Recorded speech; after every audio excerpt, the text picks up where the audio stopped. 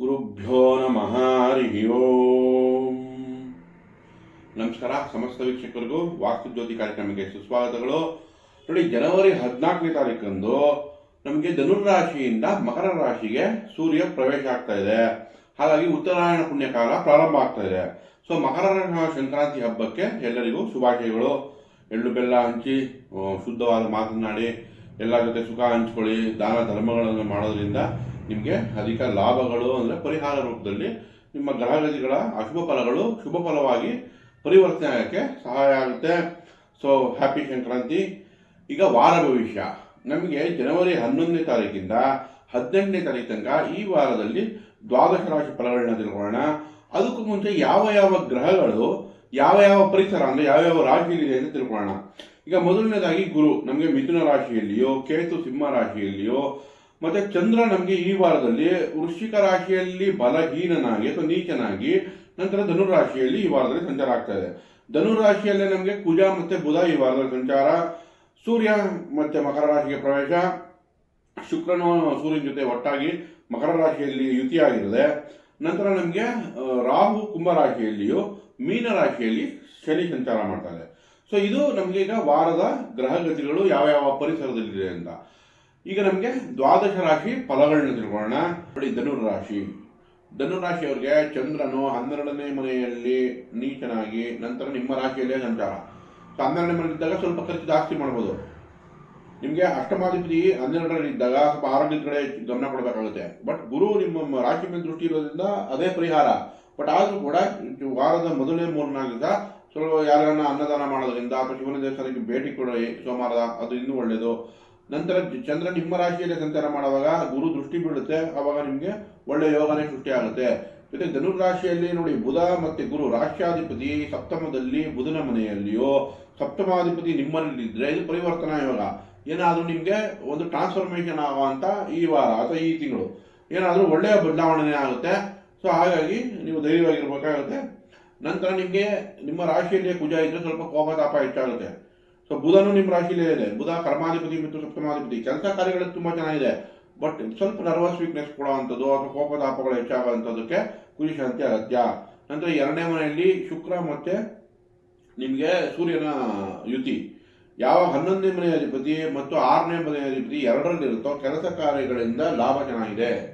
ಆದರೆ ಸೂರ್ಯ 2ನೇ ಮನೆಯಲ್ಲಿದ್ದಾಗ ಮಾತುಕತೆಯಲ್ಲಿ ಸ್ವಲ್ಪ ಎಚ್ಚರಿಕೆಯಿಂದ, ಯಾಕಂದರೆ ನಿಮ್ಮ ಲಗ್ನದಲ್ಲಿ ಕುಜ ಇದ್ದು ಅಂದರೆ ರಾಶಿಯಲ್ಲೇ ಕುಜ ಇದ್ದು 2ನೇ ಮನೆಯಲ್ಲಿ ರವಿ ಇದ್ದಾಗ ಮಾತಿನ ಮೇಲೆ ಹಿಡಿತಾ ಇರಬೇಕು. ಕೋಪದಲ್ಲಿ ಮಾತಾಡಿದಾಗ ಕುಟುಂಬದಲ್ಲಿ ಭಿನ್ನಾಭಿಪ್ರಾಯ ಬರೋಂಥ ಚಾನ್ಸ್ ಇರುತ್ತೆ. ಅದಕ್ಕೆ ಎಚ್ಚರಿಕೆ ವಹಿಸಬೇಕು. ಸೊ ಕುಟುಂಬದಲ್ಲಿ ಎಚ್ಚರಿಕೆ ವಹಿಸಬೇಕು, ಆರೋಗ್ಯದ ವಿಷಯದಲ್ಲಿ ಎಚ್ಚರಿಕೆ ವಹಿಸಬೇಕು. ಕೆಲಸ ಕಾರ್ಯಗಳಿಗೆ ತುಂಬ ಚೆನ್ನಾಗಿದೆ ಈ ವಾರ ಅಂತಲೇ ಹೇಳ್ಬೋದು. ನಮಗೆ ನೋಡಿ, 3ನೇ ಮನೆ ರಾಹುನು ಚೆನ್ನಾಗಿದೆ. 4ರಲ್ಲಿ ಶನಿಗೆ ಪರಿಹಾರ ಬೇಕು. ಸುಖ ಸ್ಥಾನದಲ್ಲಿ ಶನಿ ಇದ್ದರೆ ಕೆಲಸ ಕಾರ್ಯಗಳು ನಿಧಾನ ಆಗುತ್ತೆ. ಯಾಕಂದರೆ ಶನಿ ದೃಷ್ಟಿ ಕರ್ಮಸ್ಥಾನದ ಮೇಲೆ ಬೀಳ್ತಾ ಇರುತ್ತೆ. ಸೊ ಕೆಲಸ ಕಾರ್ಯಗಳು ನಿಧಾನ ಇರುತ್ತೆ. ಮತ್ತು ಧನುರಾಶಿಯವರಿಗೆ ಭಾಗ್ಯದಲ್ಲಿ ಕೇತು ಸಂಚಾರ. ಹಾಗಾಗಿ ಅದೃಷ್ಟಗಳ ಕೊರತೆ ಈಗ ಒಂದು 6 ತಿಂಗಳು ವರ್ಷದಿಂದನೂ ಅವ್ರಿಗೆ ಅದೃಷ್ಟಗಳ ಕೊರತೆ ಇದೆ. ಅವ್ರಿಗೆ ನೋಡಿ, ಗುರು ಸಪ್ತಮದಲ್ಲಿದ್ದು ಶುಭ ಕಾರ್ಯಗಳಿಗೆ ಅನುಕೂಲ ಮಾಡ್ಕೊಡ್ತಾ ಇದೆ ಒಂದು ಕಡೆ. ಇನ್ನೊಂದು ಕಡೆ ಅವ್ರಿಗೆ ಎಲ್ಲದಕ್ಕೂ ಪ್ರಯತ್ನಗಳಿಂದ ಲಾಭ ಬಿಟ್ಟರೆ ತಾನೇ ಬರೋದು ಕಡಿಮೆ ಆಗ್ಬಿಟ್ಟಿದೆ. ಯಾಕಂದರೆ ಭಾಗ್ಯದಲ್ಲಿ ಕೇತು ಸಂಚಾರ ಮಾಡ್ತಾ ಇರೋದ್ರಿಂದ. ಸೊ ನಮಗೆ 4ನೇ ಮನೆ ಶನಿ, ಭಾಗ್ಯದಲ್ಲಿ ಕೇತುಗೆ ಇನ್ನೂ 6 ತಿಂಗಳು ವರ್ಷ ಪರಿಹಾರ ಬೇಕಾಗುತ್ತೆ. ಕೇತುಗೋಸ್ಕರ ಬೀದಿ ನಾಯಿಗೆ ಆಹಾರ ನೀಡಿ, ದಿನನಿತ್ಯ ಬೀದಿ ನಾಯಿಗೆ ಆಹಾರ ನೀಡೋದ್ರಿಂದ ಕೇತು ಶಾಂತಿ ಆಗುತ್ತೆ. ಅಥವಾ ಗಣೇಶನ ಆರಾಧನೆ ಮಾಡಿ, ಅದರಿಂದ ನಿಮಗೆ ಕೇತು ಪರಿಹಾರ ಆಗುತ್ತೆ. ಅಥವಾ ಈಗ ಚಳಿಗಾಲ ಕಂಬಳಿಯನ್ನು ಬಡ ಬಾಂಧವರಿಗೆ ದಾನ ಮಾಡೋದ್ರಿಂದ ಕೂಡ ಕೇತು ಪರಿಹಾರ ಆಗುತ್ತೆ. ಇನ್ನು 4ನೇ ಮನೆ ಶನಿಗೋಸ್ಕರ ನೀಲಾಂಜನ ಸಮಾಭಾಸಂ ರವಿಪುತ್ರ ಮಾಗ್ರಜಂ ಛಾಯಾ ಮಾತಾಂಡ ಸಂಭೂತಂ ತಂ ನಮಾಮಿ ಶನೈಶ್ಚರಂ ಈ ಮಂತ್ರಗಳು ಹೇಳ್ಕೊಳ್ಳೋದ್ರಿಂದ ಕೂಡ ನಿಮಗೆ ಶನಿ ಶಾಂತಿ ಆಗುತ್ತೆ. ಅಥವಾ ಶಿವನ ದೇವಸ್ಥಾನ ಭೇಟಿ ಕೊಡಿ, ಅಲ್ಲೇ ನಿಮ್ಮ ಹೆಸರು ಅರ್ಚನೆ ಮಾಡಿಸಿ. ಅಥವಾ ಎಳ್ಳೆಣ್ಣೆನ ದೀಪವನ್ನು ಶನೈಶ್ವರ ದೇವಸ್ಥಾನದಲ್ಲಿ ಹಚ್ಚೋದ್ರಿಂದ ಕೂಡ ನಿಮಗೆ ಶನಿ ಶಾಂತಿ ಆಗುತ್ತೆ. ಓವರಾಲ್ ಆಗಿ ತಗೊಂಡಾಗ ಈ ವಾರ ಕೆಲಸ ಕಾರ್ಯಗಳಲ್ಲಿ ತುಂಬ ಚೆನ್ನಾಗಿದೆ ಅಂತಲೇ ಹೇಳ್ಬೋದು. ಧನುರಾಶಿಯವರಿಗೆ ಒಳ್ಳೆಯದಾಗಿ. ಮಕರ ರಾಶಿ.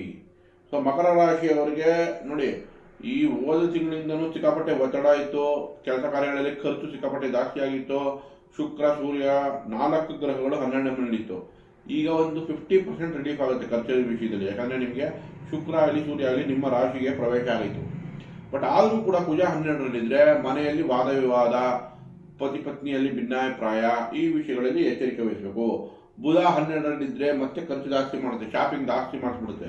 ಸೊ ಅದಕ್ಕೂ ಕೂಡ ಎಚ್ಚರಿಕೆ ವಹಿಸಬೇಕು. 12ರಲ್ಲಿ ನಿಮಗೆ ಕುಜ ಬುಧ ಯುತಿ. ಅಂದರೆ ನಿಮ್ಮ ಮಕ್ಕಳಿಗೂ ನಿಮ್ಮ ಅಣ್ಣ ತಮ್ಮನಿಗೂ ಸಣ್ಣ ಪುಟ್ಟ ಭಿನ್ನಾಭಿಪ್ರಾಯ ಬರ್ಬೋದು. ಸೊ ಈಗ ನಮಗೆ ಬುಧ ಅಂದರೆ ಮಕ್ಕಳು ತೋರಿಸುತ್ತೆ, ಪೂಜಾ ಕೋಪ ತಾಪಗಳು ತೋರಿಸುತ್ತೆ. ಮಕ್ಕಳು ಸ್ವಲ್ಪ ಕೋಪ ತಾಪ ಜಾಸ್ತಿ ತೋರಿಸ್ಬೋದು, ವಾದ ವಿವಾದ ಜಾಸ್ತಿ ಮಾಡ್ಬೋದು, ಅದಕ್ಕೆ ಎಚ್ಚರಿಕೆ ವಹಿಸಬೇಕು. ನಿಮಗೆ ಸ್ವಲ್ಪ ನರ್ವಸ್ ವೀಕ್ನೆಸ್ ಬರೋಂಥ ಚಾನ್ಸ್ ಇರುತ್ತೆ, ಅದಕ್ಕೆ ಎಚ್ಚರಿಕೆ ವಹಿಸಬೇಕು. ಓಡಾಟ, ಅಧಿಕ ಓಡಾಟ, ಮೈಕೈ ನೋವು. ಕುಜ 12ಕ್ಕೆ ಹೋದಾಗ ನಿಮ್ಗೆ ಅಧಿಕ ತಿರುಗಾಟ ಆಗ್ಬಿಡುತ್ತೆ. ಜೊತೆಗೆ ಮಕರ ರಾಶಿಯವ್ರಿಗೆ ಮಕರ, ಕುಂಭ, ಮೀನ, ಮೇಷ 4ನೇ ಮನೆ ಅಧಿಪತಿ. ಸೊ ಮನೆಯಲ್ಲಿ ಕೆಲಸಗಳು ಜಾಸ್ತಿ ಆಗುತ್ತೆ, ಮನೆಯಿಂದ ಓಡಾಟಗಳು ಜಾಸ್ತಿ ಆಗುತ್ತೆ, ಅಥವಾ ಶುಭ ಕಾರ್ಯಗಳು ಮಾಡೋಕ್ಕೋಸ್ಕರ ಓಡಾಟ ಜಾಸ್ತಿ ಆಗಿರ್ಬೋದು. ಓವರ್ ಆಲ್ ಮಕರ ರಾಶಿಯವ್ರಿಗೆ ಮೈಕೈ ನೋವು ಬರುವಂಥ ಸಾಧ್ಯತೆ ಇರುತ್ತೆ ಈ ವಾರದಲ್ಲಿ. ಅದಕ್ಕೆ ಅವರು ಆರೋಗ್ಯನ ನೋಡ್ಕೋಬೇಕು. ಸ್ವಲ್ಪ ಒಂದು ದಿನನಿತ್ಯ 1 ಗಂಟೆ ಆದರೂ ಮೆಡಿಟೇಷನ್ ಮಾಡೋದು, ಧ್ಯಾನ ಮಾಡೋದು, ಸ್ವಲ್ಪ ರೆಸ್ಟ್ ತಗೊಳ್ಳೋದು, ಇದರಿಂದ ಅವರಿಗೆ ಅನುಕೂಲಕರ ವಾತಾವರಣ ಸೃಷ್ಟಿಯಾಗುತ್ತೆ. ಆರೋಗ್ಯದ ವಿಷಯದಲ್ಲಿ ಸ್ವಲ್ಪ ಎಚ್ಚರಿಕೆ ವಹಿಸಬೇಕು. ಇನ್ನು ಕೆಲಸ ಕಾರ್ಯಗಳು ತಕ್ಕ ಮಟ್ಟಿಗೆ ಚೆನ್ನಾಗಿದೆ, ಯಾಕಂದರೆ ಶನಿ ಯಾವಾಗ 3ರಲ್ಲಿ ಇರುತ್ತೋ ಶನಿ ಕೆಲಸಕ್ಕೆ ಸ್ಟೆಬಿಲಿಟಿ ಕೊಡುತ್ತೆ. ನಂತರ ನಮಗೆ 2ನೇ ಮನೆ ರಾಹು ಇದ್ದಾಗ ಖರ್ಚು ಜಾಸ್ತಿ. ಸೊ ಎಷ್ಟೇ 12ನೇ ಮನೆಯಲ್ಲೂ ಗ್ರಹಗಳಿದೆ, 2ನೇ ಮನೆಯಲ್ಲಿ ರಾಹು ಇದೆ, ಸೊ ಖರ್ಚು ಹೆಚ್ಚಿಗೆ ಕಾಣ್ತಾ ಇದೆ ನಮಗೆ. ಜೊತೆಗೆ ಅಷ್ಟಮದಲ್ಲಿ ಕೇತು, ಸಣ್ಣ ಪುಟ್ಟ ಏಟುಗಳು ಬೆರಳುಗಳಿಗೆ, ಉಗುರುಗಳಿಗೆ ಅಥವಾ ಕಾಲು ಬೆರಳುಗಳಿಗೆ, ಮಂಡಿಗೆ ಬೀಳುವಂಥ ಕೆಲಸ ಹೆಚ್ಚಾಗಿರುತ್ತೆ. ಸೊ ಅದಕ್ಕೆ ನಮಗೆ ಕೇತು ಶಾಂತಿ ಕೇತುಗೆ ಪರಿಹಾರ ಆಗುತ್ತೆ ಇದೆ. ಬೀದಿನಾಗ ಆಹಾರ ಕೊಡೋದು, ಗಣೇಶನ ಆರಾಧನೆ ಮಾಡೋದು. ಸೊ 2ನೇ ಮನೆ ರಾಹುಗೋಸ್ಕರ ಸ್ನೇಹಿತರನ್ನ ಮನೆಗೆ ಕರೆದು ಅವರಿಗೆ ಉದ್ದಿನೊಡೆನೋ, ದೋಸೆನೋ, ಇಡ್ಲಿನೋ ಕೊಡೋದ್ರಿಂದ ಕೂಡ ರಾಹು ಪರಿಹಾರ ಆಗುತ್ತೆ. ಉದ್ದಿನ ಐಟಮ್ನ ಸ್ನೇಹಿತರು ಕೊಡೋದ್ರಿಂದ ರಾಹು ಪರಿಹಾರ ಆಗುತ್ತೆ. ಅದೇ ಥರನೇ ದುರ್ಗಾದೇವಿ ಆರಾಧನೆ ಮಾಡೋದು. ಸೊ ಇದರಿಂದ ಕೂಡ ರಾಹು ಪರಿಹಾರ ಆಗುತ್ತೆ. ಓವರ್ ಆಲ್ ಆಗಿ ತಗೊಂಡ್ರೆ ಮಕರ ರಾಶಿಯವರಿಗೆ ಈ ವಾರದಲ್ಲಿ ಮಿಶ್ರ ಫಲ, ಆರೋಗ್ಯದಲ್ಲಿ ಎಚ್ಚರಿಕೆ ವಹಿಸಿ.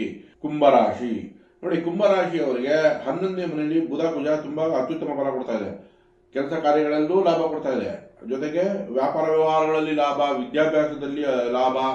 ಬುಧ ಕುಜ ಇಬ್ರು ಒಳ್ಳೆ ಸ್ಥಾನದಲ್ಲಿ ಇದ್ರೂ ಕೂಡ ರವಿ ಯಾವಾಗ 12ನೇ ಮನೆಗೆ ಹಬ್ಬದ ದಿವಸ ಪ್ರವೇಶ ಆಗುತ್ತೋ ಅವಾಗಿಂದ ಅವರಿಗೆ ಕೆಲಸದಲ್ಲಿ ಸ್ಟೆಬಿಲಿಟಿ ಕಡಿಮೆ ಆಗುತ್ತೆ. ಅಥವಾ ಪತಿ ಅಥವಾ ಪತ್ನಿಗೆ ಸ್ವಲ್ಪ ಖರ್ಚು ಹೆಚ್ಚಾಗ್ಬೋದು. ಯಾಕಂದ್ರೆ ಸಪ್ತಮಾಧಿಪತಿ 12ಕ್ಕೆ ಬರ್ತಾ ಇರೋದ್ರಿಂದ ಇವರೇ ಪತಿ ಅಥವಾ ಪತ್ನಿಗೆ ದುಡ್ಡು ಕೊಡುವಂಥದ್ದು ಅಥವಾ ಸಹಾಯ ಮಾಡುವಂಥ ಸಮಯ ಬರೋಂಥ ಸಿಚುವೇಶನ್ ಇರುತ್ತೆ. ಹಾಗಾಗಿ ರವಿ ಶಾಂತಿ ಅಗತ್ಯ. ರವಿಗೋಸ್ಕರ ಗೋಧಿಯನ್ನು ಸೂರ್ಯನಾರಾಯಣ ಅಥವಾ ವಿಷ್ಣು, ರಾಮ, ಕೃಷ್ಣ ಈ ದೇವಸ್ಥಾನಗಳಲ್ಲಿ ಗೋಧಿ ದಾನ ಕೊಡೋದ್ರಿಂದ, ಅಥವಾ ತಂದೆ ಸೇವೆ ಮಾಡೋದ್ರಿಂದ, ಅಥವಾ ತಾಮ್ರದ ಲೋಟದಲ್ಲಿ ನೀರು ಕುಡಿಯೋದ್ರಿಂದ ಕೂಡ, ಅದು ಸೂರ್ಯ ನಮಸ್ಕಾರ ಮಾಡೋದು, ಸೂರ್ಯ ಉದಯಕ್ಕೆ ಎದ್ದು ಆಕ್ಟಿವ್ ವಾಕಿಂಗ್ ಮಾಡೋದು, ಇದರಿಂದ ಕೂಡ ಸೂರ್ಯಗೆ ಪರಿಹಾರ ಆಗುತ್ತೆ. ಇನ್ನು 12ನೇ ಮನೆಯಲ್ಲಿ ಶುಕ್ರ ಖರ್ಚು ಹೆಚ್ಚು ಮಾಡಿಸುತ್ತೆ. ಅಶುಭ ಏನಿಲ್ಲ 12ನೇ ಮನೆಯಲ್ಲಿ ಶುಕ್ರ, ಬಟ್ ಖರ್ಚು ಜಾಸ್ತಿ ಮಾಡಿಸುತ್ತೆ. ಮನೆಗೋಸ್ಕರ ಏನಾದರೂ ಒಂದು ಶಾಪಿಂಗ್ ಮಾಡೋದು, ಅಥವಾ ಹಬ್ಬಕ್ಕೆ ಶಾಪಿಂಗ್ ಜಾಸ್ತಿ ಆಗ್ಬೋದು. ಮನೆಗೆ ಬೆಡ್ರೂಮ್ಗೆ ಏನಾದರೂ ಬೆಡ್ಶೀಟ್ಗಳು ತರೋದು, ಅಥವಾ ಯಾವುದೋ ಐಷಾರಾಮಿ ವಸ್ತು ಖರೀದಿಗೋಸ್ಕರ ಖರ್ಚು ಹೆಚ್ಚಾಗ್ಬೋದು. ಕೆಲಸ ಕಾರ್ಯಗಳಲ್ಲಿ ಸ್ಟೆಬಿಲಿಟಿನೂ ಇದೆ. ಸೂರ್ಯನಿಂದ ನೆಗೆಟಿವ್ ಇದ್ರೂ ಕುಜ ಇನ್ನೂ 11ನೇ ಮನೆಯಲ್ಲಿ ಇದ್ದು ಗುರು ದೃಷ್ಟಿನೂ ಬಿದ್ದಿರೋದ್ರಿಂದ, ಪಂಚಮದ ಗುರು ದೃಷ್ಟಿ ಬೀಳೋದ್ರಿಂದ ಅನುಕೂಲಕರವಾಗಿದೆ.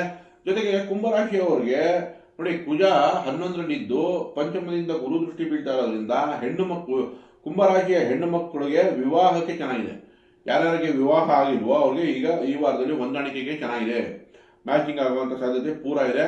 ನಂತರ ಕುಂಭರಾಶಿಯವರಿಗೆ 2ನೇ ಮನೆಯಲ್ಲಿ ಶನಿ. ಸೊ ಯಾವಾಗ ಅಂತ್ಯಭಾಗದ ಶನಿ, ಸಾಡೆಸತಿಯ ಅಂತ್ಯಭಾಗದಲ್ಲಿ ಇದೆಯೋ ಶನಿ ಕೂಡ ಪರಿಹಾರ ಬೇಕು.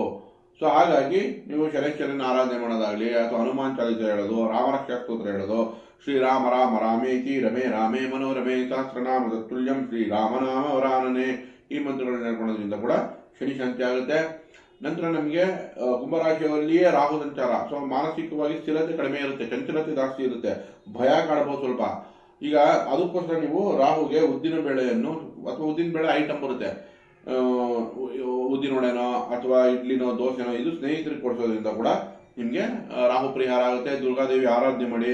ಈಗ ಸಪ್ತಮದಲ್ಲಿ ಕೇತು ಇದ್ರೆ ಪತಿ ಅಥವಾ ಪತ್ನಿಯ ಆರೋಗ್ಯದಲ್ಲಿ ಚಿಂತೆ ಕಾಡ್ತಾ ಇರುತ್ತೆ. ಹಾಗಾಗಿ ನೀವು ಸಪ್ತಮದ ಕೇತುಗೋಸ್ಕರ ಬೀದಿನಾಯಿ ಆಹಾರ ನೀಡೋದು, ಗಣೇಶನ ಆರಾಧನೆ ಮಾಡೋದ್ರಿಂದ ಕೇತು ಪರಿಹಾರ ಆಗುತ್ತೆ. ಈ ವಾರದಲ್ಲಿ ಕುಂಭರಾಶಿಯವರಿಗೆ ಮಿಶ್ರ ಫಲ ಅಂತ ಹೇಳ್ಬೋದು, ಒಳ್ಳೆಯದಾಗಲಿ. ಇನ್ನು ಮೀನರಾಶಿ ನೋಡಿ, ಮೀನರಾಶಿಯವರಿಗೆ ಭಾಗ್ಯದಲ್ಲಿ ಚಂದ್ರ ನೀಚನಾಗ್ತಾನೆ. ಯಾವಾಗ ನಿಮಗೆ ಪಂಚಮಾಧಿಪತಿ 9ನೇ ಮನೆಯಲ್ಲಿ ನೀಚನಾಗ್ತಾನೋ ಆರೋಗ್ಯದಲ್ಲಿ ಸ್ವಲ್ಪ ಎಚ್ಚರಿಕೆ ವಹಿಸಬೇಕು. ಸೊ ಮಾನಸಿಕವಾಗಿ ಸ್ವಲ್ಪ ಸ್ಟ್ರೆಸ್ ಬರೋದು ಚಾನ್ಸ್ ಇರುತ್ತೆ. ಶಿವನ ದೇವಸ್ಥಾನಕ್ಕೆ ಭೇಟಿ ಕೊಡಿ. ನಂತರ ಮೀನರಾಶಿಯವರಿಗೆ ಕರ್ಮಸ್ಥಾನದಲ್ಲಿ ಕುಜ ಮತ್ತು ಬುಧ ಇದೆ.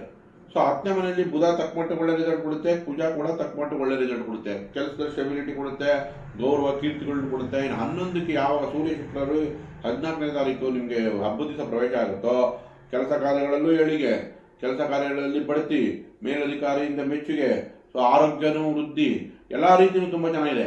ಬಟ್ ಶನಿ ಜನ್ಮದಲ್ಲಿರೋದ್ರಿಂದ ಫ್ಯೂಚರ್ಗೆ ಮುಂಬರುವ ಕಾಲಕ್ಕೆ ಸ್ವಲ್ಪ ಪ್ಲಾನ್ ಮಾಡಬೇಕು.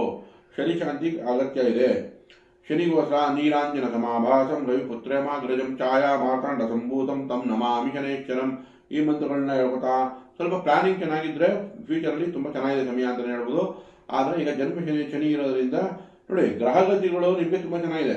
ಯಾಕಂದರೆ 4 ಗ್ರಹ 10ನೇ ಮನೆಯಲ್ಲಿ 11ನೇ ಮನೆ ಸಂಚಾರ ಮಾಡ್ತಿರೋದ್ರಿಂದ ಹಣಕಾಸು ಕೆಲಸ ಕಾರ್ಯಕ್ಕೆ ತುಂಬ ಚೆನ್ನಾಗಿದೆ.